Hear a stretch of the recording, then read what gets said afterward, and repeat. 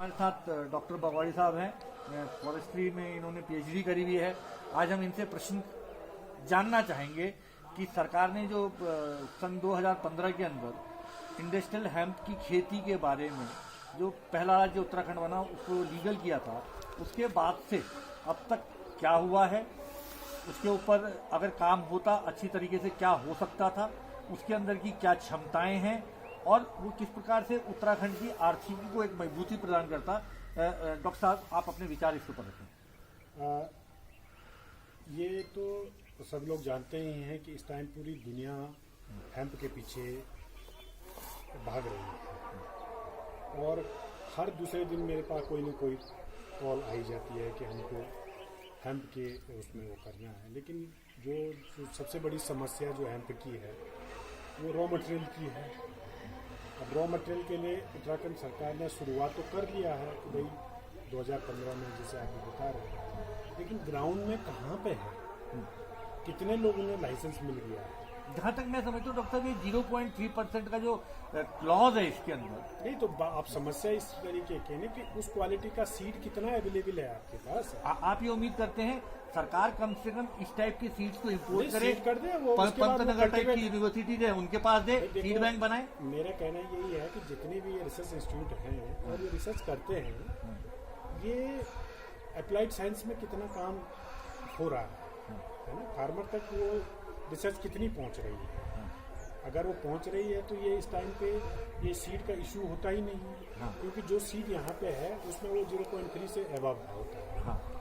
अब अगर उसी सीड को करना है तो वो कभी फिर वो इंडस्ट्रियल हेम्प में आएगी। उसके लिए तो सीड की वैरायटी आपको वो करनी है, इंट्रोड्यूस करनी है। जब सीड आपके हो जाएगा तो मुझे नहीं लगता है कि उसको कल्टीवेट करने में फिर कोई ऐसी प्रॉब्लम आएगी।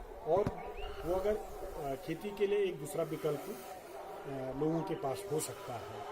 मैं तो कहता हूँ एक पायलट प्रोजेक्ट के रूप में हम उसको काम करें, फिर देखेंगे कि क्योंकि उसमें बहुत ज़्यादा टाइम ड्यूरेशन लगता नहीं है। 4 मंथ्स की क्रॉप है, उसका तो पत्ते से लेकर के, जड़ से लेकर के, तना से लेकर के, बार्क से लेकर के ईच एंड एवरी पार्ट जो है लगभग 25,000 यूजेबल होता है। हम कहते हैं हम बहुत बड़े लेवल पे नहीं आते, हम सिर्फ उसका धागा बना के, कपड़ा बना के। मेरी लास्ट ईयर माननीय मुख्यमंत्री जी जो हैं उनसे भी बात हुई थी, उनको मैंने बनाए हुए प्रोडक्ट दिखाए थे। वो खुद ही मुझे बता भी रहे थे कि इसका जो पाउडर है वो आप किसी जैसे सीमेंट का और ये सब जो हेम्पलिन बोलते हैं, वो बहुत अच्छा होता है। वो मतलब गर्मियों में ठंडा, ठंडों में गर्म, इस तरीके के।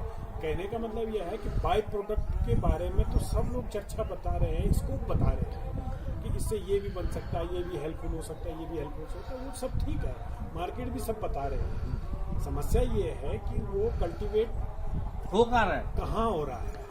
अच्छा, अभी रिसेंटली मैं कोई न्यूज़ पढ़ रहा था उधर पिथौरागढ़ साइड की, एक बंदा कोई कर रहा था वो ये जो डिपार्टमेंट होता है नारकोटिक्स वाला, उन्होंने जाकर के पूरी की पूरी क्रॉप से डिस्ट्रॉय कर दी, ये कह करके कि भाई ये नशे के लिए। मैं ये कहता हूँ कि आप पहले थोड़ा सा उसकी हिस्ट्री देखिएगा, उसको टेस्ट कर लीजिएगा। कुछ आपके पास इस तरीके अगर एक गरीब आदमी कोई कर भी रहा है उसका कहीं वो देखिएगा इलीगल यूज तो नहीं हो रहा है।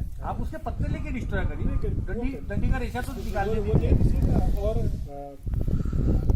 ये है कि वो अगर एक विकल्प आ जाता है तो लोगों के लिए उससे एक बहुत अच्छी आर्थिकी, विशेष करके जो मेरा अपना एक्सपीरियंस है कपड़े बनाने में, बैग बनाने में, फाइल कवर बनाने में, कर्टन्स बनाने में, टेबल क्लॉथ बनाने में, सोफ़ा कवर बनाने में, आपका फैब्रिक अगर बन गया तो आप पता नहीं कितने प्रकार के डिज़ाइन बना सकते हैं। और उसका इजी बहुत अच्छा मार्केट भी है, बहुत अच्छे बायर भी हैं, एक अच्छी प्रीमियम भी मिल जाती है। बल्कि वाइट वाला भी अगर फाइबर में यूज करें तो उत्तराखंड के अंदर जो एंटर करते हैं ये सारे रास्ते के अंदर प्लास्टिक बिखरे पड़े हुए हैं। तो दूसरा ये है ना कि आप उसको नेचुरल फाइबर और भी है, नेचुरल फाइबर उनके साथ में ब्लेंड कर सकते हैं। हमारे यहाँ पे विमल होता है, आप उसके साथ भी उसको ब्लेंड कर सकते हैं। हमारे यहाँ पे नटल होता है कंडाली, उसको उसमें भी इस्तेमाल किया जा सकता है। तो और क्योंकि वो नेचुरल होता है, ठीक है, तो नेचुरल डाई होती है, उसको आप कलर करके बेच सकते हैं, बहुत बढ़िया तरीके के प्रोडक्ट बनते हैं। लेकिन इसका जो मेन पॉइंट है वो उसकी रॉ मटेरियल। रॉ मटेरियल सबसे बड़ी समस्या। जब रॉ मटेरियल हो जाएगा तो उसका इंफ्रास्ट्रक्चर भी हो जाएगा। आज की डेट पे जो है कार्डिंग मशीन जो होती है वो ऊन के लिए कार्डिंग मशीन बनी है, कॉटन के लिए भी बनी हुई है, लेकिन इस तरीके के फाइबर के लिए तो कहीं पे है ही नहीं है। अब बैम्बू फाइबर बोर्ड कुछ कर रहा है, लेकिन वो कितने लेवल पे कर रहा है, मुझे नहीं लगता कि उसके बाद कहीं और जगहों पे रेप्लिकेट हुआ हो। अगर हुआ होता तो आज तक मुझे रॉ मटेरियल की कहीं कोई दिक्कत ही नहीं होती। ये तो आपको दिखा रहा हूँ ना, ये इतने सारे लूम मैंने अभी 35 लूम आपको दिखा दिए, ये सब खाली पड़े हुए हैं। आप कल के दिन यहाँ लेकर के आ जाएगा, मैं कपड़ा बना करके दे देता हूँ। वो महिलाओं को अपना 200-250 रुपये महीने पर डे थोड़ा अपना वो मिल जाता है, घर का रोटी वगैरह का इंतजाम हो जाएगा। इससे पहले था उनका बहुत अच्छी लाइफ उनकी चलने लग गई थी कि वो अपना घर का काम भी कर रहे थे, उनको लगा था टाइम मैनेजमेंट इतना हुआ। उन्होंने कहा खेती बाड़ी भी हमने जितनी पहले करते थे उतनी ही कर रहे हैं, ऊपर से 4 घंटे वहाँ पे भी जा रहे हैं, साथ में आराम भी मिल रहा है और 2 पैसे भी मिल रहा है। ठीक है, फिर यहाँ पर देश विदेश से मैं कहता हूँ कि ऑस्ट्रेलिया से लेकर के, लंदन से लेकर के, इटली से लेकर के, स्पेन से लेकर के, फ्रांस से लेकर के और चाइना तक के सारे कस्टमर यहाँ पे आते हैं। वो महिलाएं जो घर से बाहर निकलने के लिए बड़ी संकोच होती थी, खुद से उनसे इंटरेक्शन करते हैं, अपनी बातें करते हैं, ये सब चीज़ें देश विदेश में चले गए हैं ये लोग। इसी कला के माध्यम से ही तो गए हैं, सारे लोगों से मिल चुके हैं। अभी कुछ लॉकडाउन से पहले 19 तारीख को ये वो जो निस्बत का है, जो नेशनल स्किल डेवलपमेंट इंस्टीट्यूट है, उसको ट्रेनिंग के लिए लोग गए थे। वो चांस बस वो 19 तारीख मार्च को वापस आ गई। मेरी 5 महिलाएं नोएडा में गई थी वो।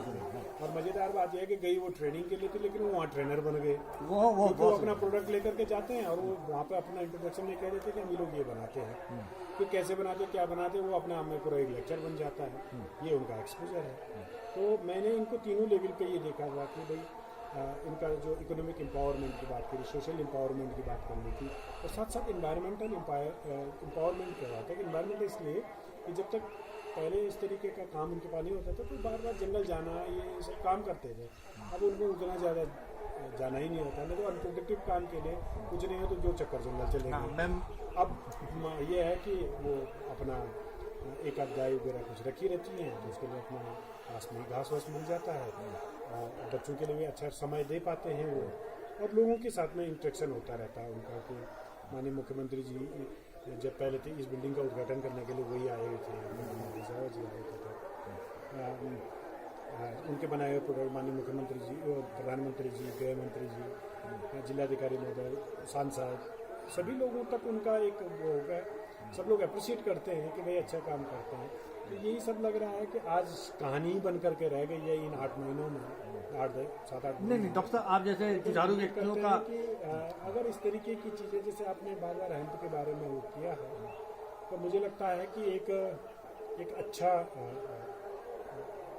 रोज़गार का विकल्प हो सकता है। थोड़ा उसमें थोड़ा एक डिस्कशन करने की ज़रूरत है कि कहाँ कहाँ पे गैप्स हैं, डाउट्स कहाँ कहाँ हैं, उसमें सभी लोग मिल करके अगर बात करते हैं। पर जो है ना वो खाली ऐसे रिसर्च पेपर ऐसे ये सब काम नहीं चल रहा।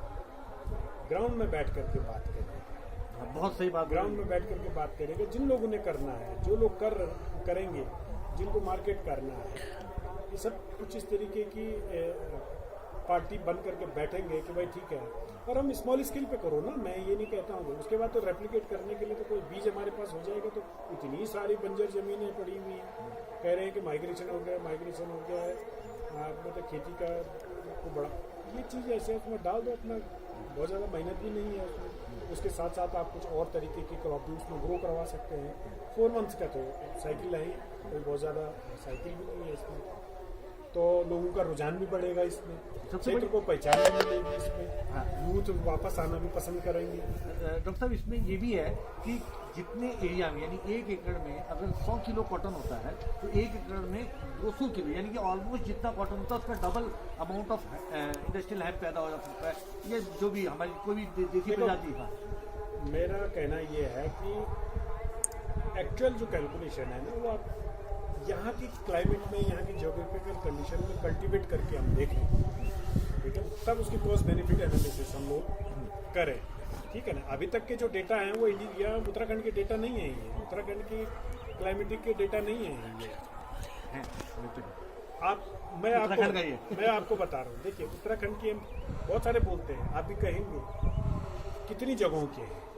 हाँ, ये यहाँ की टोपोग्राफी बहुत मैं वेराइटी है। कह रहा हूँ ना कि यहाँ पे प्रोवेनेंस वेरिएशन होता है, एल्टीट्यूडनल वेरिएशन होता है, यहाँ पे एस्पेक्ट का वेरिएशन होता है। यहाँ पे हर जगहों पे वो उसकी ग्रोथ में, उसमें सब में वेरिएशन आता है। आप थोड़ा सा लो एल्टीट्यूड पे जाएंगे, अलग तरीके का क्लाइमेटिक वेरिएशन आएगा। हम अब दूसरे एस्पेक्ट में जाएंगे, वहाँ अलग तरीके का होगा। अभी कुछ बर्फीले इलाके में जाएंगे, उत्तराखंड का तो टोपोग्राफी बिल्कुल अलग तरीके की है। तो डेटा तो आपको हर तरीके के चाहिए ना। आप अगर देहरादून, हरिद्वार, ऋषिकेश, पौड़ी के कोटद्वार नज़दीक वाले इलाके में करेंगे, वो वाला प्रोडक्टिविटी हो सके, उससे बेहतर प्रोडक्टिविटी जो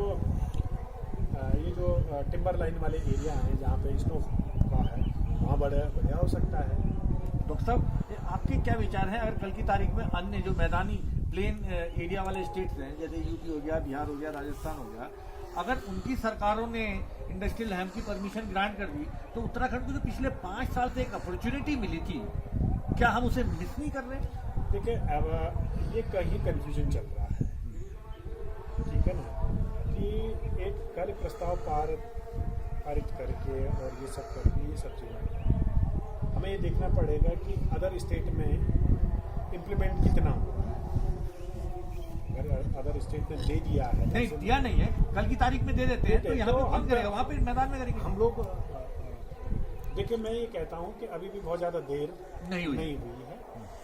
इसकी अपने आप में एक अलग क्वालिटी है, चाहे कोई देर वहाँ पे वो कॉमर्शियल स्किल के लिए जीते, लेकिन जिस क्वालिटी का